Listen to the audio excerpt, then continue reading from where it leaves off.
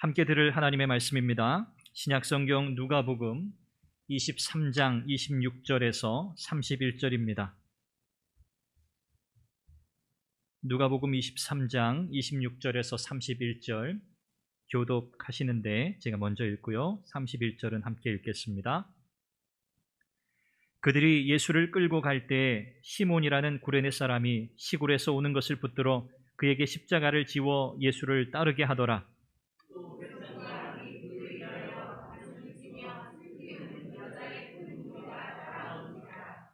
예수께서 돌이켜 그들을 향하여 이르시되 예루살렘의 딸들아 나를 위하여 울지 말고 너희와 너희 자녀를 위하여 울라.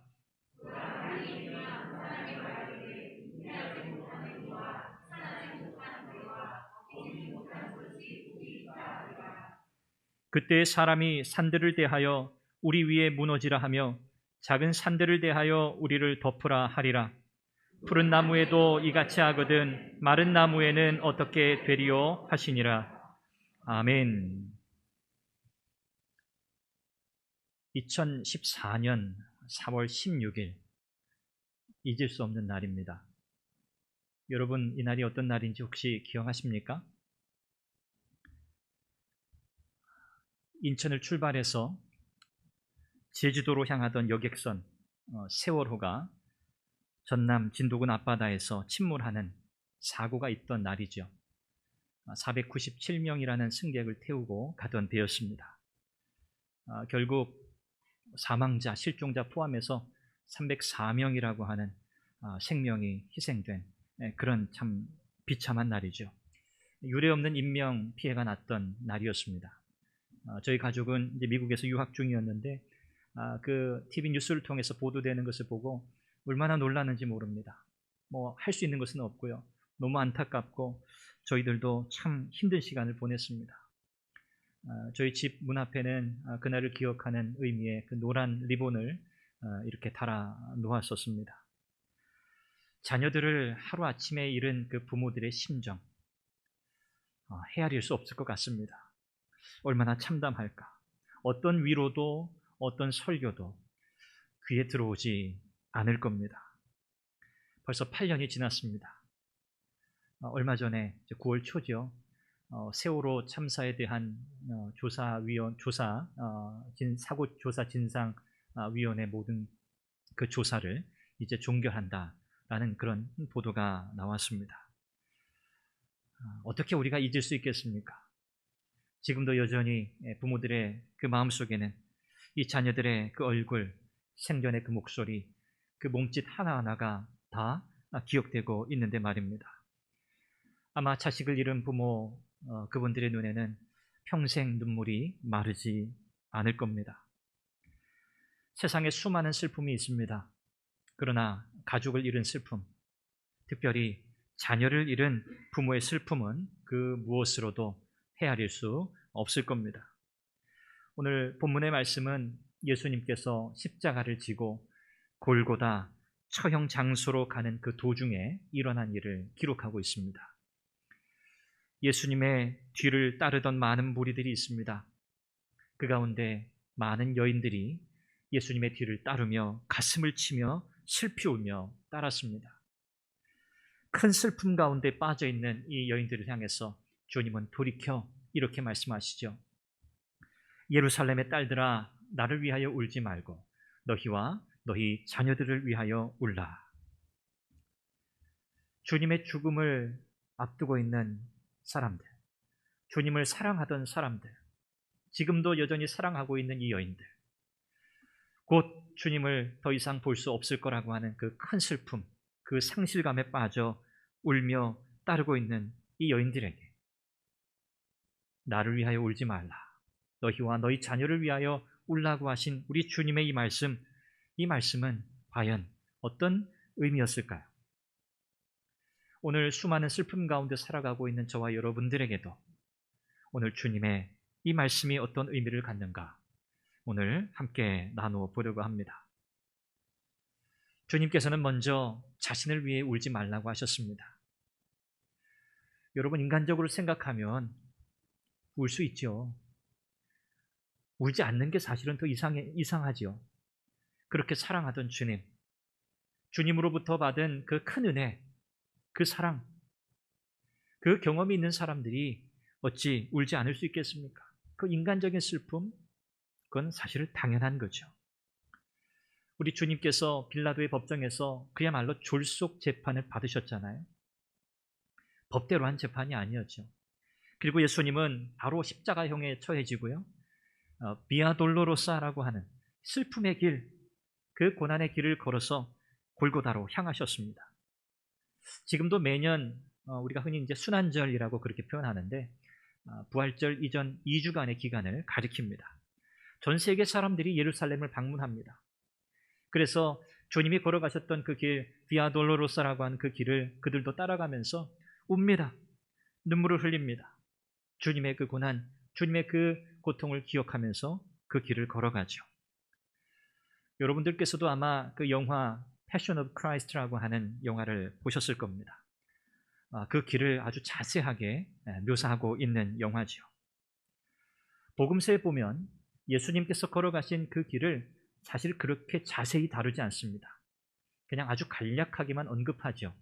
그런데 다른 복음서와는 달리 누가복음은 아주 상세하게 주님이 걸어가신 그 길의 여정을 기록해주고 있습니다. 두 가지 내용이 여기에 소개되는데요. 첫째는 예수님이 지고 가셨던 그 십자가를 구레네 사람 시몬이라는 사람이 대신 지고 갔다는 그 첫 번째 내용이고요.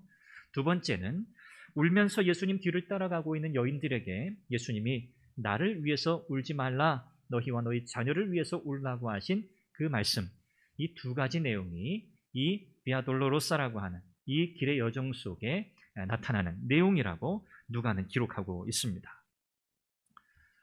이 십자가형이라고 하는 것은 여러분 다 아시는 것처럼 가장 극형에 해당되죠. 그런데 사실 이 십자가 이 처형에 처해지기 전에 일반적으로 채찍을 맞습니다. 예수님도 채찍을 맞으셨죠. 그런데 이 채찍질이라고 하는 것은요, 그냥 한두 번 때리고 마는 것이 아니고 아마 그 영화 패션 오브 크라이스트라고 하는 영화에서 참 아주 사실적으로 묘사되었는데요.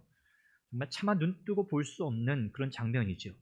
그래서 대부분 이 채찍을 맞고도 거의 죽을 만큼, 십자가에 달려 죽기 전에 채찍을 맞고 죽을 만큼 대단히 가혹한 형벌이 바로 이 채찍질이었다는 거예요.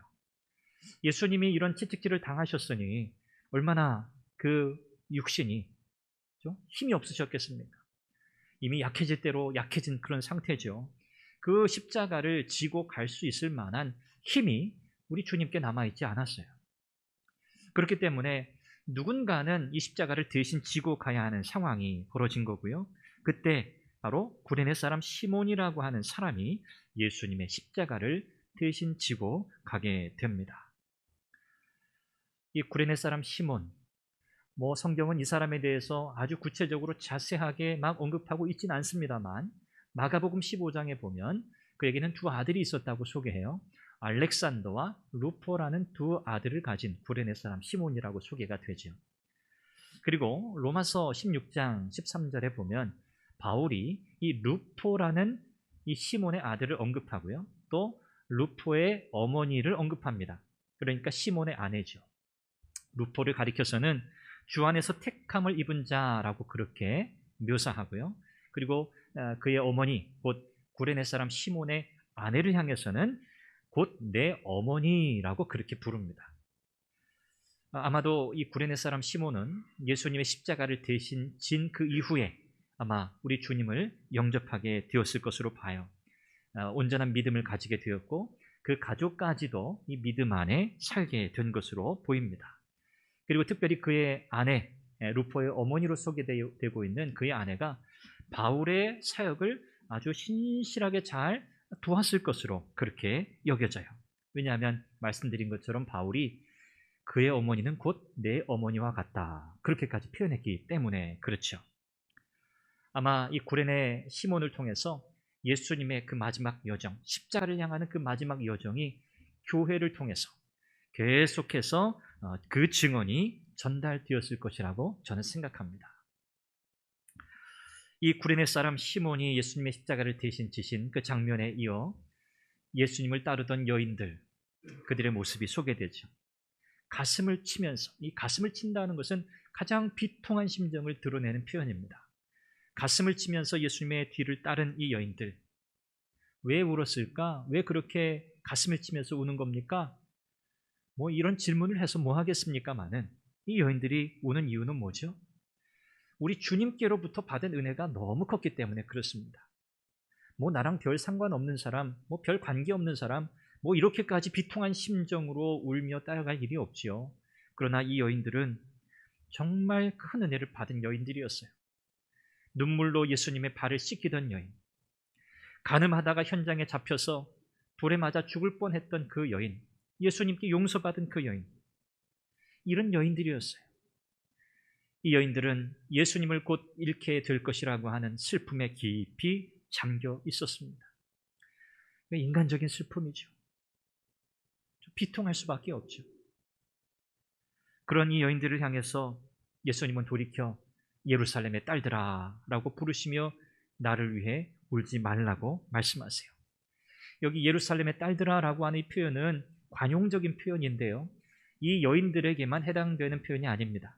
이스라엘 백성 전체를 가리키는 표현으로 사용되는 표현이에요. 여인들을 포함해서 말이죠. 예수님께서 나를 위해 울지 마, 이건 뭐 어떤 인간적인 연민, 감정 이런 것 때문에 울지 말라, 뭐 어떤 여러분들이 느끼고 있는, 나를 따르는 여러분들이 느끼고 있는 그 슬픔, 그 아픔, 그 상실감, 그것 때문에 나를 위해 울지 말라, 이렇게 말씀하시는 거거든요. 이건 어떤 단순한 위로가 아닙니다. 얼마나 슬프겠어, 얼마나 속상하겠어, 그런 단순한 위로의 말씀이 아니고요, 이 울지 말라고 하는 이 말씀은 명령이에요.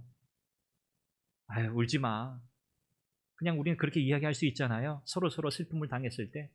근데 이 주님의 말씀은요, 그냥 위로가 아니에요. 이건 울지 말라는 명령이에요. 왜 울지 말라고 하셨을까? 울 수도 있잖아요. 왜 울지 말라고 하셨을까? 예수님의 그 십자가를 향하는 예수님의 그 고난, 이것이 슬픔의 대상이 되어서는 안 된다는 거예요. 왜요? 우리 주님은 부활하실 거거든요. 우리 주님은 승리하실 거거든요. 예수님께서 지금 여기서 너희들이 나를 위해 지금 울고 있는데 너희들이 정말 울어야 할 일이 있다라고 사실은 말씀하고 계시는 거예요. 슬픔의 대상이 다르다는 거예요. 여인들은 지금 뭐만 생각하고 있어요? 예수님의 죽음만을 생각하고 있어요. 생각만 해도 슬프잖아요. 여러분 그러시잖아요. 우리도 예수님의 십자가, 예수님의 그 고난, 예수님의 죽으심, 그것만 생각해도 우리의 마음이 뭉클해지고 우리의 눈에 눈물이 흐르잖아요. 예수님의 죽음만을 생각할 때에는 울 수밖에 없어요. 이 여인들이 그랬어요. 그런데 예수님은 지금 사실 뭘 말씀하고 계세요? 예수님은 예수님을 등지고 예수님을 배척한 이 예루살렘, 이 사람들, 그들에게 곧 임할 하나님의 큰 심판이 다가오고 있다는 사실을 아셨기 때문에 예수님은 나를 위해서 울 것이 아니라고 말씀하고 계시는 거죠. 연민, 인간적인 슬픔에 잠겨 있어서는 안 된다는 거예요. 그러면 누구를 위해서 울어야 하는가? 또 무엇을 위해서 울어야 하는가? 그 다음에 우리 주님께서 하신 그 말씀들을 통해서 우리는 또 그 의미를 살펴보게 됩니다. 누구를 위해서 기도하라고요? 너희와 너희 자녀를 위해서 울라. 예수님은 이미 누가복음에서만 3차례, 오늘 본문을 통해서 3차례 이 예루살렘을 보시면서 우셨어요. 그 이제 예수님의 애가 그렇게 표현하기도 합니다. 오늘 본문은 3번째 애가라고 그렇게 표현이 돼요. 예루살렘을 향해 예수님이 우신 3번째 장면이에요. 하나님의 심판이 임박했음을 아셨기 때문이죠. 원수들이 예루살렘을 포위하고 이스라엘과 그의 자녀들을 땅에 맺히고 예루살렘이 돌 위에 돌 하나도 남기지 않을 정도로 황폐화되는 그 일, 그 멸망, 그 하나님의 심판을 아셨기 때문에 우리 주님은 예루살렘 성을 향하여 들어오시면서 우셨던 거예요. 지금 십자가를 향해 가시는 그 예수님은 지금 슬픔의 길에서 울고 있는 여인들을 위로하고 계신 게 아닙니다. 너희 얼마나 슬프니? 울지 마, 울지 마. 그렇게 말씀하고 계신 게 아니에요. 하나님의 심판이 임박했다는 경고의 메시지를 주고 계시는 거예요. 심판이 임박했어. 29절 보세요. 보라, 날이 이르면 사람이 말하기를 잉태하지 못하는 이와 해산하지 못한 배와 먹이지 못한 젖이 복이 있다 하리라. 이건 환난이 다가오고 있다는 말씀이거든요. 그런데 성경에서 잉태하지 못하는 여인은 거의 죽은 자와 다름이 없어요. 살아있으나 죽은 사람이 아니었어요. 자식을 낳지 못하는 여인은. 그런데 심판의 때가 되면 차라리 그런 여인이 더 낫다는 거예요. 왜요? 자식과 함께 죽는 것보다는 혼자 죽는 것이 더 낫죠. 30절 31절에도 또 이어져요. 그때 사람이 산들을 대하여 우리 위에 무너지라 하며 작은 산들을 대하여 우리를 덮으라 하리라. 푸른 나무에도 이같이 하거든 마른 나무에는 어떻게 되리요? 심판의 때가 되면 사람들이 하나님의 그 엄중한 심판을 견디지 못한다는 거예요. 그래서 차라리 어떻게 되기를 원해요? 하나님의 심판을 받기보다는 그냥 산에 파묻혀 죽기를 더 원하게 된다는 거예요. 산들아 우리 위에 무너져라. 하나님의 심판이 얼마나 무서우면 차라리 돌에 깔려 죽는 게 낫겠다고 그렇게 외치겠습니까? 푸른 나무에도 이같이 하거든 마른 나무에는 어떻게 되리요? 이 말씀은 조금 어려운 말씀이에요. 그런데 전체적인 문맥을 통해서 보면 이해할 수 있어요. 하나님은 자기 독생자, 아들을 아끼지 않고 죽음의 자리에 내놓으셨어요. 십자가에 내주셨어요. 자기가 가장 사랑하는 아들. 그런데 그런 하나님께서 회개하지 않는 예루살렘 백성들, 회개하지 않는 이 이스라엘 백성들을 그냥 아무 조건 없이 아끼실 이유가 없다는 말씀이에요.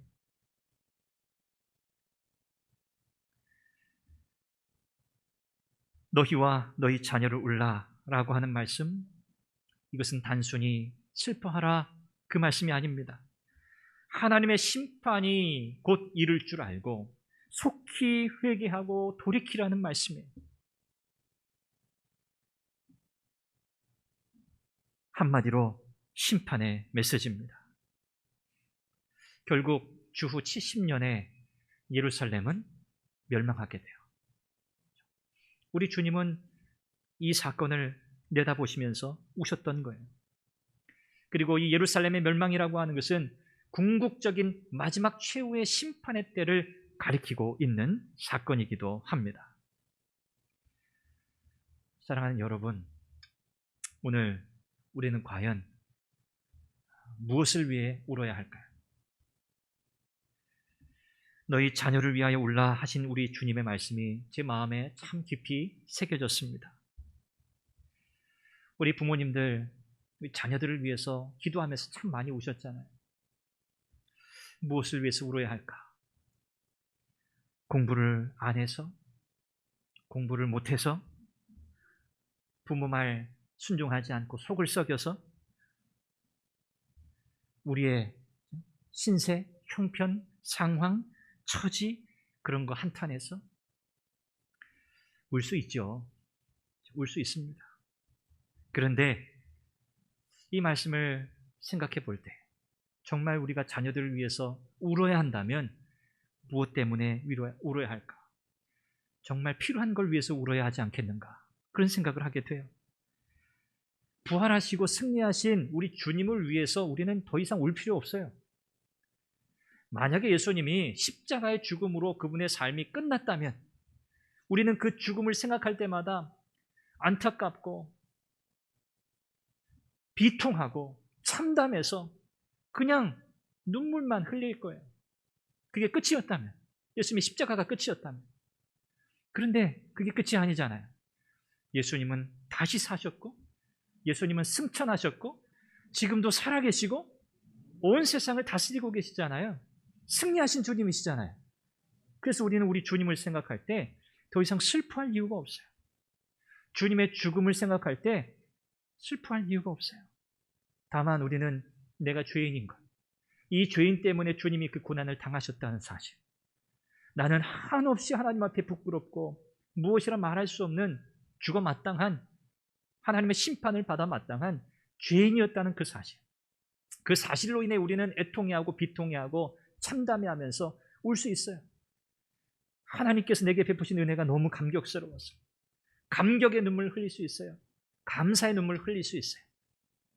그러나 우리 주님의 부활 승천을 생각할 때는 우리는 주님을 위해서는 더 이상 울 필요가 없다는 것을 깨닫게 됩니다. 우리 주님께서는 살아있는 자와 죽은 자를 심판하러 다시 오실 거라고 말씀하셨어요. 우리가 과연 우리의 자녀들을 생각할 때 무엇을 위해 기도해야 할까? 우리 자신을 생각할 때도 마찬가지입니다. 나 자신과 우리 자녀들을 생각할 때 우리는 우리 주님께서 심판주로 다시 오실 것이라고 하는 이 재림의 신앙, 이것을 가지고 살아야 하고요. 이것이 없는 것을 위해서 울어야 돼요. 예수 그리스도께서 우리의 구원자가 되신다고 하는 이 확신, 이 믿음 속에 살지 못하는 이를 위해서 기도하면서 울어야 돼요. 우리의 자녀들이 살아계신 주님을 인격적으로 만나지 못한 사실을 놓고 울어야 돼요. 공부 못해서, 점수 안 나와서, 진학을 하지 못해서 그래서 우는 게 아니에요. 나 자신뿐 아니라 우리의 자녀들도 살아계신 주님을 인격적으로 만나고 그 주님과 교제하며 믿음 안에서 살지 못하는 그 일을 놓고 울어야 하는 거예요. 왜요? 구원받지 못하면 우리에게 남아있는 건 멸망이거든요. 하나님의 심판뿐이거든요. 다른 게 없어요. 자녀들이 하나님을 경외하는 자녀들로 살아가는 일을 위해서 우리 부모님들 눈물을 흘리며 기도하시기를 바랍니다. 우리 사랑하는 우리 청소년들, 우리 중고등부 청소년들, 여러분이 슬퍼해야 하는 것, 여러분이 울어야 할 것은 여러분이 공부 못해서가 아니에요. 여러분이 혹 대학 진학을 못해서가 아닙니다. 여러분의 가정의 형편이 썩 좋지 못해서가 아닙니다. 여러분이 정말 가슴을 치며 울어야 할 일은 살아계신 주님을 만나지 못한 것, 그건 놓고 울어야 돼요. 이미 주님을 만나고 그 기쁨 안에 산다면 그것은 더할 나위 없는 기쁨이요 행복이죠. 그러나 여전히 확신이 없고 여전히 예수님을 만난 그 감격과 기쁨이 혹시 없다면 여러분 그 일을 위해서 우셔야 돼요. 세상의 가장 슬픈 일, 그것은 구원자이신 예수님을 믿지 못하고 심판을 받아 영원한 멸망에 이르는 길입니다. 요한복음 3장 16절에 우리 주님 이렇게 말씀하셨죠.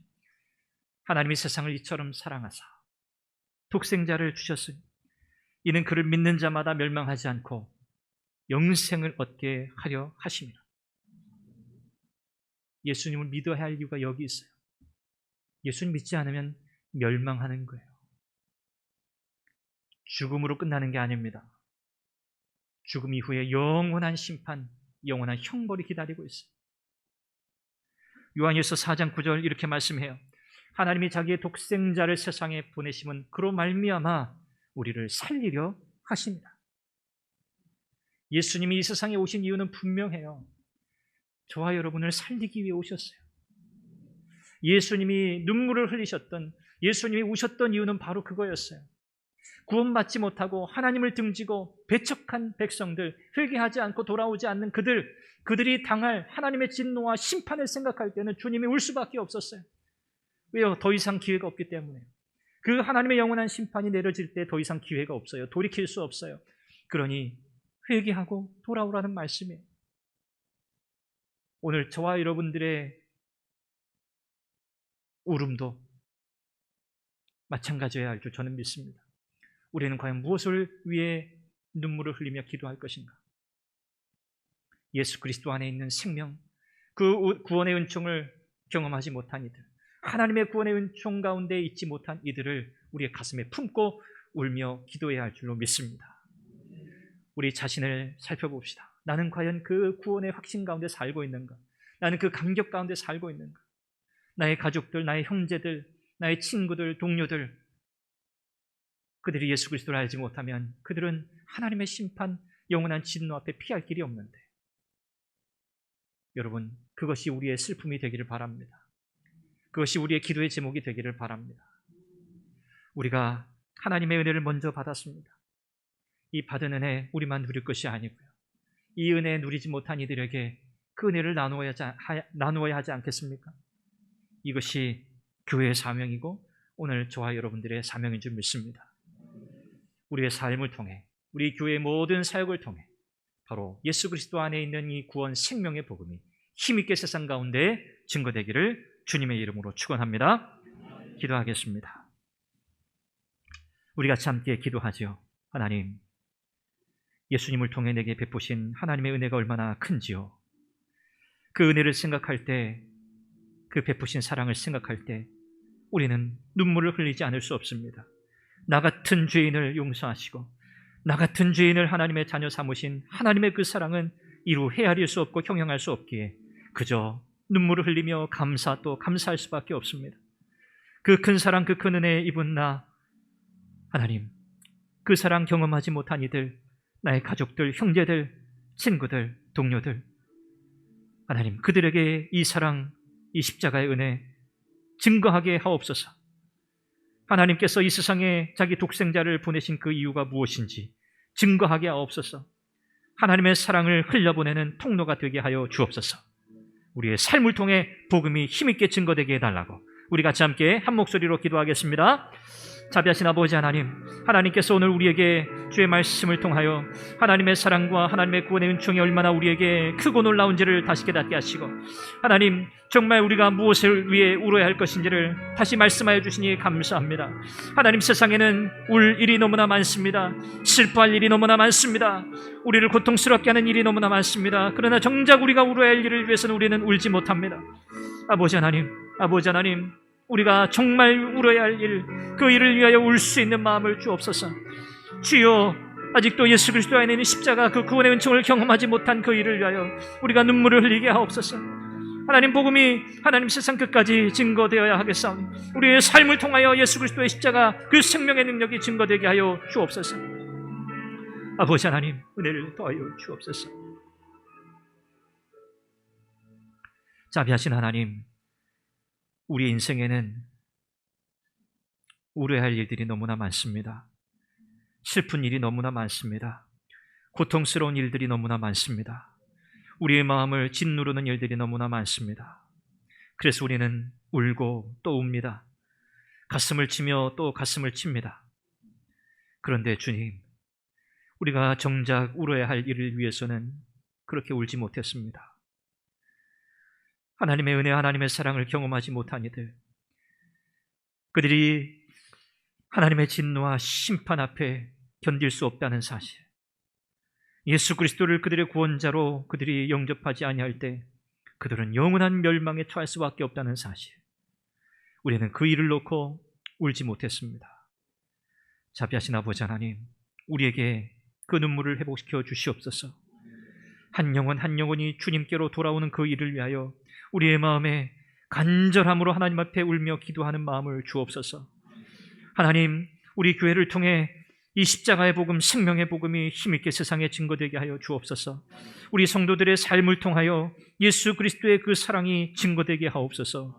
하나님의 그 자비로우심과 하나님의 무한한 은혜와 사랑이, 그 용서와 그 은혜가 우리의 삶을 통하여 많은 이들에게 증거되게 하옵소서. 자비하신 아버지 하나님, 오늘도 우리는 예수 그리스도 안에 있는 생명의 능력 가운데서 사는 줄로 믿습니다. 하나님, 생명 없는 자와 같이 살지 않게 하여 주옵시고, 예수 그리스도 안에 있는 생명의 능력 가운데, 성령의 충만한 가운데 날마다 힘있게 믿음으로 승리하며 살도록 은혜를 더하여 주옵소서. 특별히 우리 사랑하는 우리 청소년들, 하나님, 그들이 인격적으로 주님을 만나게 하여 주옵소서. 그들이 하나님 앞에 정말 눈물을 흘리며 기도해야 할 것, 그것은 주님을 인격적으로 만나는 일입니다. 그들이 예수 그리스도 안에 있는 생명의 능력 안에 살아가는 그 일을 위해서 울며 기도하게 하시고, 하나님, 특별히 그들에게 지혜와 능력을 더하셔서 하나님, 그들이 감당해야 할 학업도 능력 있게 감당하도록 자비와 은혜를 더하여 주옵소서. 주께서 선한교회 모든 성도들의 삶을 은혜로 붙드시는 줄 믿고 감사하며 예수님의 이름으로 기도합니다. 아멘.